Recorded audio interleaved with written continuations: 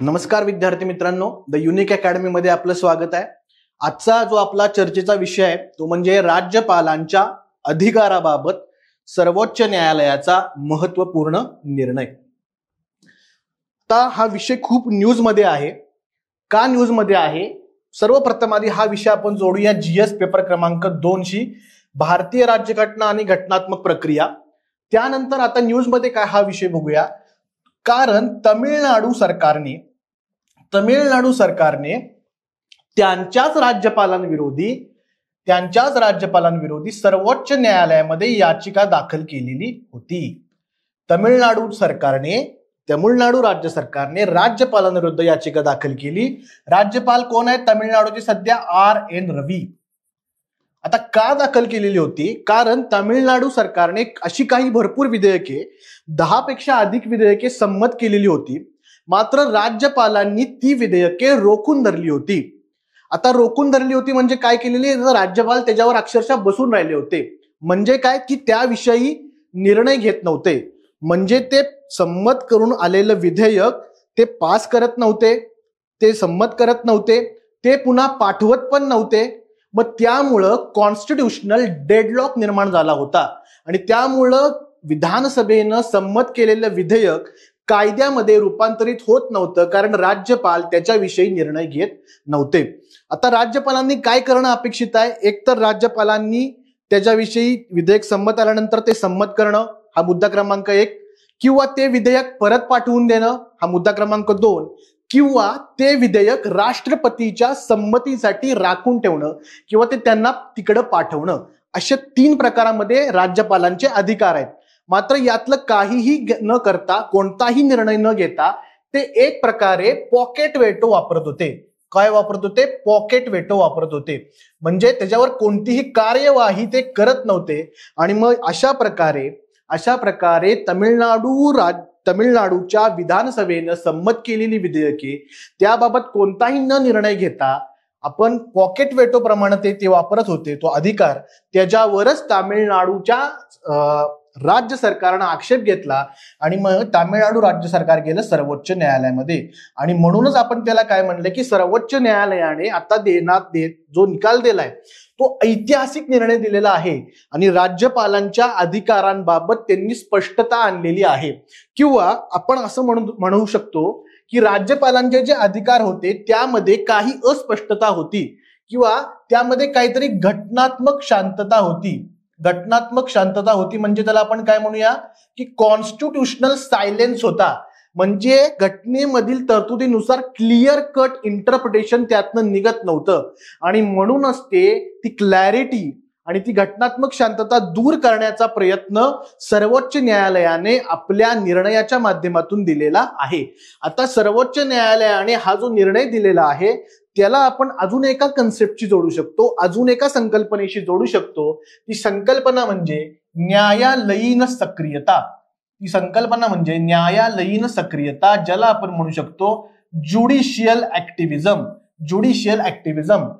जेव्हा न्यायालयामार्फत अशा प्रकारे हस्तक्षेप केला जातो तेव्हा त्याला आपण ज्युडिशियल ऍक्टिव्हिजम म्हणतो। मग हा हस्तक्षेप न्यायालयानं कधी केला जातो? कधी करतं न्यायालयाकडून कधी केला जातो? तर कार्यकारी शासन आणि कायदे मंडळ हे जेव्हा आपल्या कार्यक्षेत्रातील काम नीट पद्धतीनं, व्यवस्थित पद्धतीनं करत नाहीत तेव्हा न्यायालयाला काय करावं लागतं? हस्तक्षेप करावा लागतो। त्याला आपण म्हणले ज्युडिशियल ऍक्टिव्हिजम किंवा न्यायालयीन सक्रियता। म्हणजेच काय, या ठिकाणी सत्ता विभाजनाच्या तत्वाला थोडंसं बाजूला ठेवलं जातं आणि न्यायालय पिक्चर मध्ये येतं। त्याला आपण अजून एका संकल्पनेशी जोडू शकतो, चेक अँड बॅलन्स। याला आपण म्हणू शकतो की नियंत्रण व संतुलन। ह्याला आपण असं म्हणू शकतो की जेव्हा कार्यकारी शासन आणि कायदे मंडळ आपलं अपेक्षित असलेलं काम करत नाही तेव्हा न्यायालयाची एंट्री होते आणि न्यायालयाच्या या एंट्रीला आपण पारिभाषिक शब्द वापरला, न्यायालयीन सक्रियता। आता ही न्यायालयीन सक्रियता जी आहे ह्याच्यावर टीका करताना अनेक लोक काय म्हणतात की न्यायालयानं ओव्हर रीच केलाय, न्यायालयानं अतिसक्रियता दाखवली आहे. मग इन जनरल सक्रियता ही चांगली मानली जाते आणि अतिसक्रियता ही चांगली मानली जात नाही. मात्र कशाला सक्रियता म्हणायचं आणि कशाला अतिसक्रियता म्हणायचं या बाबी सब्जेक्टिव्ह इंटरप्रिटेशनच्या गोष्टी आहेत. आता आपण ह्या संकल्पनाला कशाशी जोडलं, न्यायालयीन सक्रियतेशी. अजून एक संकल्पना या निमित्ताने पुढे येते, ती म्हणजे आर्टिकल 142 ची. या ठिकाणी सर्वोच्च न्यायालयाने काय म्हटलेलं आहे, या ठिकाणी सर्वोच्च न्यायालयानं आर्टिकल 142 मध्ये संपूर्ण न्याय प्रस्थापित करण्याचा प्रयत्न केलेला आहे. म्हणजे जेव्हा न्यायालयामार्फत आर्टिकल 142 चा वापर केला जातो तेव्हा कंप्लीट जस्टिस करण्याचा प्रयत्न केला जातो. मग न्यायालयानं हा निर्णय देताना काय म्हणलंय न्यायालय, की आम्ही 142 चा वापर करतोय आणि याबाबत हा अमुक निर्णय देतोय. आता काय निर्णय दिलाय तो आपण बघणार आहे, पण याआधी आपण काय बघतोय की त्याच्या पाठीमागं कन्सेप्ट काय आहे.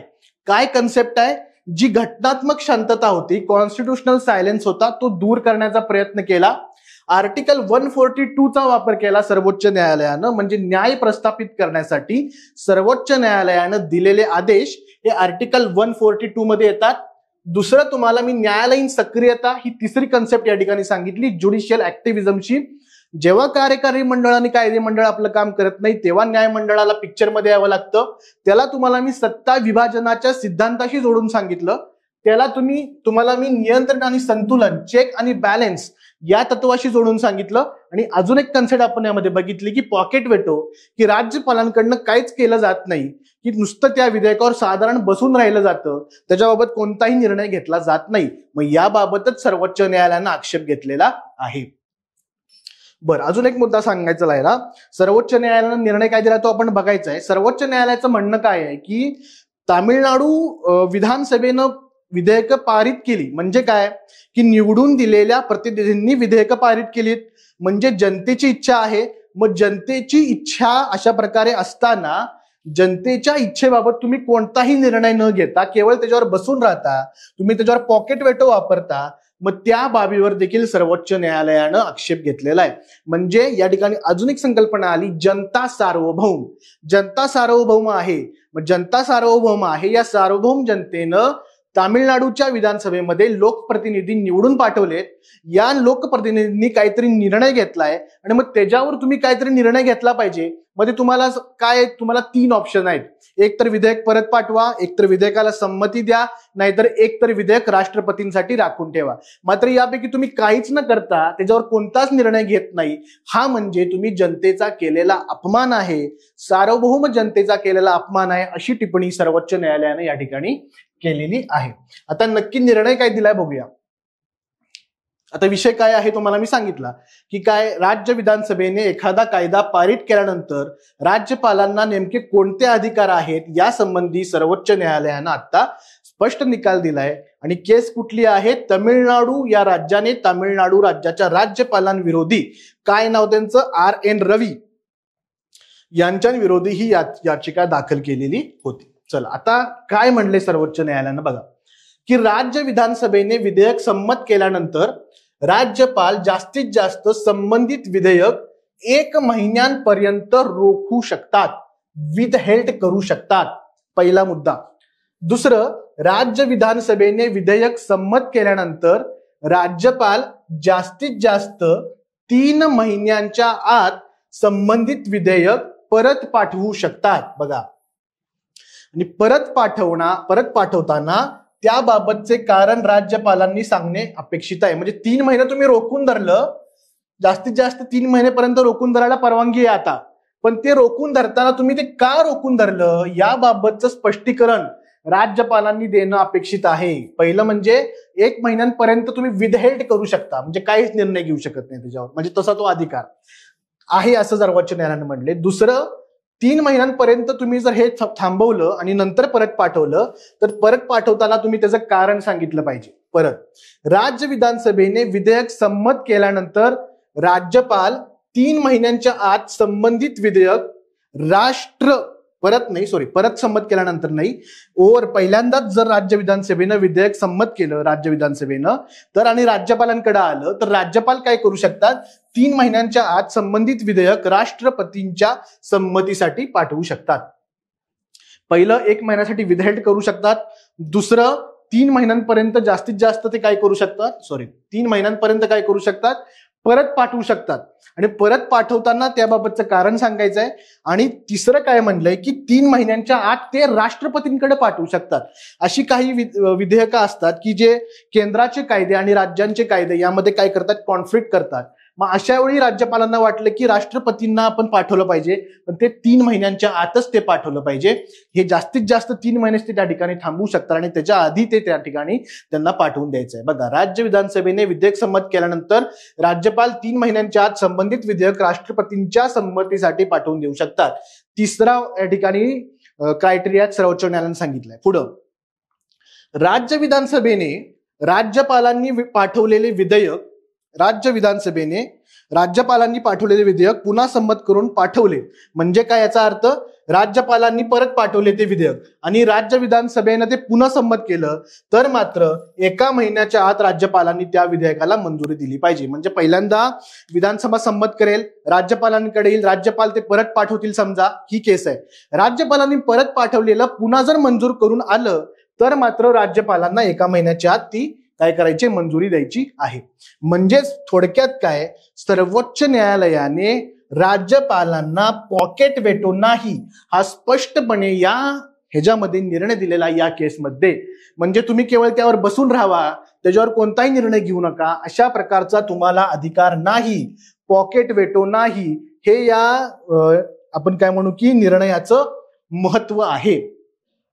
दुसरी गोष्ट, अधिकारांमध्ये स्पष्टता आणलेली आहे की किती महिन्यांपर्यंत रोखू शकतात, 1 महिना कधी कालावधी आहे, 3 महिना कधी कालावधी आहे, याबाबतचे स्पष्ट निर्देश आता न्यायालयानं दिलेले आहेत. आता शेवटचं वाक्य वाचा की राज्यपालांनी अशा प्रकारे राज्य विधानसभेने पारित केलेले विधेयक रोखून धरणे म्हणजे जनतेच्या इच्छेचा अवमान करण्यासारखं आहे. जशी तुम्हाला मगाशीच सांगितलं की सार्वभौम जनतेचा तुम्ही अपमान या ठिकाणी करू शकत नाही. हे आपल्या जजमेंटमध्ये सर्वोच्च न्यायालयानं पुन्हा एकदा सांगितलं आहे. हे बघा, हे सगळे मुद्दे सर्वोच्च न्यायालयानं आपल्या निकालामध्ये सांगितले. थोडक्यामध्ये आपण याचं समराईज करू की सर्वोच्च न्यायालयानं राज्यपालांसाठी टाइमलाईन घालून दिलेली आहे. या म्हणू आपण की वेळेमध्ये किंवा या कार्यकाळामध्ये तुम्हाला जो काही निर्णय आहे तो तुम्हाला घ्यावा लागेल. या कार्यकाळात तुम्हाला जो काही निर्णय आहे तो घ्यावा लागेल. हे या निकालाचं महत्व आहे. तामिळनाडू केस काय, R.N. रवी यांच्या वर्तनाला बिगर घटनात्मक म्हणलंय, म्हणजे घटनात्मक वर्तन तुम्ही करत नाही आणि म्हणून या ठिकाणी सर्वोच्च न्यायालयानं ताशेरे मारलेले आहेत. आता बघा, मेन्स मध्ये तुम्हाला पॉइंट्स जनरेट करावं लागतात मोठ्या प्रमाणावर. आता या निकालाचा नक्की काय फायदा आहे? पहिला असं की कायदे मंडळाच्या कामकाजात गती प्राप्त होईल. म्हणजे का, पहिलं काय होत होतं, राज्यपाल काही निर्णयच घेत नव्हते, त्यामुळे ते विधेयक संमत होत नव्हतं, ते तसंच पडून राहत होतं. मात्र आता काय होईल, टाइमलाईन फिक्स झाल्यामुळं कामकाजाला गती येईल. व्हॅलिड पॉइंट आहे. विविध प्रकारच्या सत्तांना असलेले अधिकार स्पष्ट झाले. विविध प्रकारच्या सत्ता कुठले, राज्यपालांचे कुठले आहेत, कार्यकारी मंडळाचे कुठले आहेत, कायदे मंडळाचे कोणते आहेत. म्हणजे पूर्वी राज्यपालांच्या अधिकाराबाबत जो कॉन्स्टिट्युशनल सायलेन्स होता तो या निमित्तानं काय झाला, दूर झालेला आहे आणि अधिकारांमध्ये असलेली स्पष्टता यामुळं पुढे आलेली आहे. राज्यांना त्यांच्या कार्यक्षेत्रात स्वायत्तता राहील. म्हणजे आपल्याला माहिती आहे केंद्र सूची, राज्य सूची, समवर्ती सूची यानुसार आपल्याला कायदे करता येतात. मग राज्यांना त्यांची स्वायत्तता या ठिकाणी अधिक ठिकाणी मजबूत झालेली दिसून येते. संघ राज्य चौकटीला मजबूती आलेली आहे. इन जनरल राज्यपालांना केंद्राचा हस्तक म्हणतात. मात्र या निर्णयामुळे काय होतंय की राज्यांना राज्यपालांच्या या बिगर घटनात्मक वर्तणुकीला काय करता येईल, आळा घालता येईल. हे ह्याचं वैशिष्ट्य आहे. आणि दुसरं, संघ राज्य चौकटीला मजबूत येईल म्हणजे केंद्र राज्य संबंध या निमित्तानं चांगले होऊ शकतील. राज्यपाल आणि निवडून आलेले शासन यांच्यामध्ये संघर्ष निर्माण न होता सहकार्य निर्माण होईल. आता अशा प्रकारे काय व्हायला लागलंय, आता गव्हर्नर आणि राज्य सरकार यामध्ये संघर्ष का होतो, इन जनरल हा संघर्ष कसा होतो, जेव्हा केंद्रात वेगळं सरकार असतं, राज्यात वेगळं सरकार असतं आणि राज्यपाल केंद्राकडून अपॉइंट होतात, तेव्हा राज्यपाल आणि राज्य शासनाचे संघर्ष अटळ होतात. मात्र या निर्णयांमुळे संघर्षाच्या बाबीच राहणार नाहीत, कारण तुम्ही काय केलंय, टाइमलाईनच घालून दिली ना. डायरेक्ट टाइमलाईन घालून दिल्यामुळे राज्यपाल आणि निवडून आलेलं सरकार यांच्यामध्ये संघर्ष होणार नाही आणि त्यामुळे राज्य कारभाराला चांगली गती येईल असं या ठिकाणी आपण म्हणू शकतो. दुसरं, न्यायालयामध्ये या अनुषंगाने इतर खटले आहेत ते निकालात निघतील. जसं तमिळनाडू सरकारनं खटले दाखल केलेले होते, तसंच केरळनं पण खटले दाखल केले त्यांच्या राज्यपालांविरोधी.